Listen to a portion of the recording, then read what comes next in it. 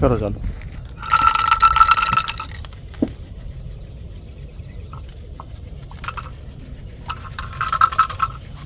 નામ બોલ, તારું નામ બોલ. ટકા આખું નામ બોલ. એજાજ અકબરભાઈ ક્યાં ઉર્ફે ટકો અરે રામ આવું જો બકરા હું નામ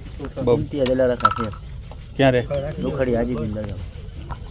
તારું નામ બોલે. તુષાર રમેશભાઈ વીર ક્યાં રે વૈશાલી નગર શેરી નંબર 3 આખું એડ્રેસ બોલજો બધાય. પરેશ રમેશભાઈ ઝાલા વીર મેં બ્લોક સદુ મેં કલા હાજબેરી આપણે દૂધની ડેરી આજી ઇસ્માઇલ જુનેજા ખોડિયાલપરા શેરી નંબર 5. સદામ હુસૈનભાઈ શેખ સદામ ઉર્ફે હિમનો ભગવતીપરા સુખ સાહેબ હવેલ પાછળ.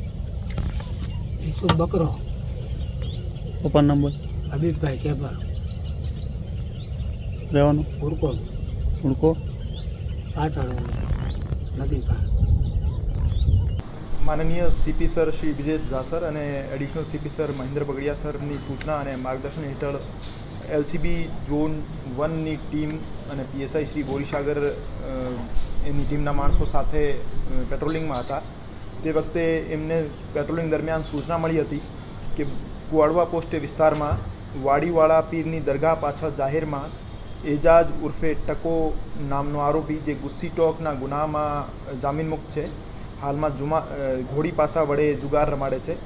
તો આ બાતમી આધારે એલસીબી ટીમે ત્યાં રેડ કરી હતી અને ત્યાં એજાજ ઉર્ફે ટકો ખિયાણી સહિત 8 ઇસમોને અટક કર્યા હતા અને એમના પાસેથી રોકડા રૂપિયા 25,800 સહિત કુલ રૂપિયા 3,03,000નો મુદ્દામાલ પકડી પાડેલ હતો અને સ્થળ ઉપરથી જુમો ઠેબા પોત્રા સહિત 3 આરોપી નાસી છૂટેલ હતા.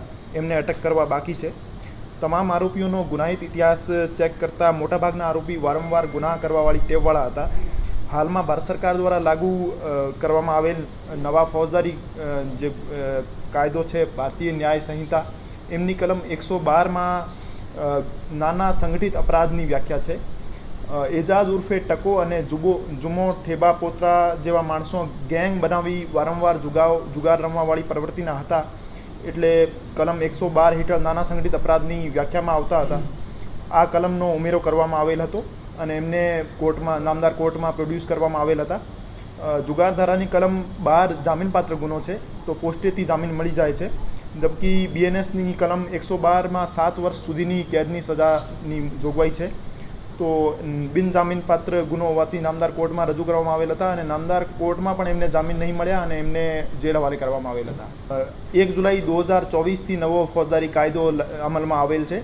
તો રાજકોટમાં પ્રથમ વખત એવા નાના સંગઠિત અપરાધની કલમ 112નો ઉમેરો કરવામાં આવેલ છે અને પ્રથમ વખત જુગાર ધારા 12માં આરોપીઓને જેલ હવાલે કરવામાં આવેલ છે. નહીં, એમનો ગુનાહિત ઇતિહાસ જોવાનો, એવો કોઈ સંગઠિત ગેંગ હોય અથવા એમનો મેમ્બર હોય તો એના આધારે એમનો એક ગેંગ તરીકે સભ્ય તરીકે ચલાવતા હોય. નહીં, 2 માણસો ઓછામાં ઓછા હોવા જોઈએ ગેંગ કોન્સ્ટિટ્યૂટ કરવા માટે. નહીં, ગુજરાતમાં બીજા જિલ્લાઓમાં અને બીજી સિટીઝમાં તો દાખલ થયા છે, પર એમને હું દાવા સાથે નહીં કહી શકું ભાઈ જુગારમાં બીજે કોઈ સિટીમાં બીજી કઈ જિલ્લામાં કોઈ થયો છે કે નહીં, પર રાજકોટમાં પ્રથમ છે. પર છેલ્લા 25 દિવસમાં અથવા 26 દિવસમાં કોઈ દાખલ થયો હોય તો મને એમની આ બાબતની ખબર ના હોય.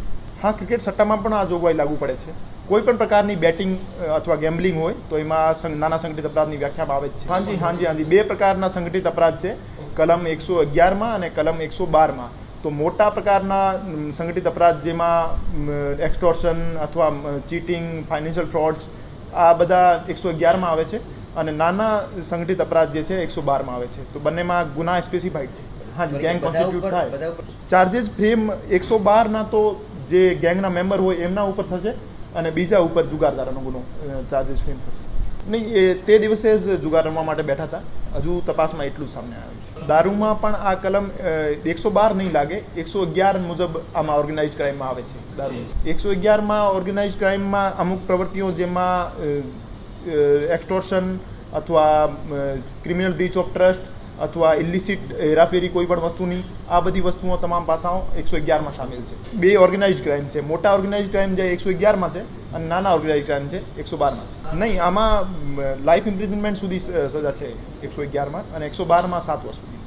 સાંજ સમાચાર ફેસબુક પેજને લાઇક કરો, વિડીયો શેર કરો અને વધુ વિગતવાર સમાચાર માટે sanssamachar.net વિઝિટ કરો.